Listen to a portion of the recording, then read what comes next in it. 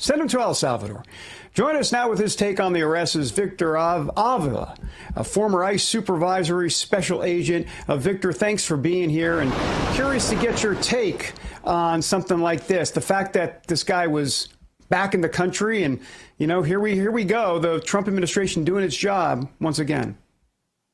Absolutely. And the key factor here is to remember that there's a lot of individuals that still want to enter the country illegally, undetected now. You know, the last 4 years, they didn't have to do that. They could just walk up to Border Patrol and turn themselves in. Now, this guy that was caught is obviously the exception because he knows he's a convicted felon. He wouldn't have been able to walk up, but he's one of those thousands. As a matter of fact, 2 million gotaways in that category that came into the country.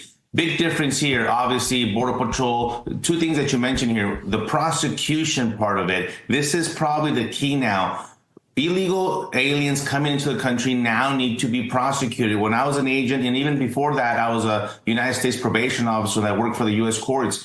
We used to prosecute people for coming into the country illegally. Now, in this case, this guy's an aggravated felon with that murder conviction, meaning that he's going to do some serious time in federal prison for coming back illegally. And here's the thing: the cartels are not giving up. The drugs are still coming over. The fentanyl, as a matter of fact, cocaine, if you haven't heard, is making a huge comeback into the United States. Methamphetamine is still a problem. I know we focus a lot on fentanyl, which we should, but don't forget that other drugs are still coming out because the cartels know that the heat is on fentanyl, so they're looking at other drugs to be smuggled in. The same thing with people. Victor, unbelievable. 2 million gotaways. That is absolutely absurd.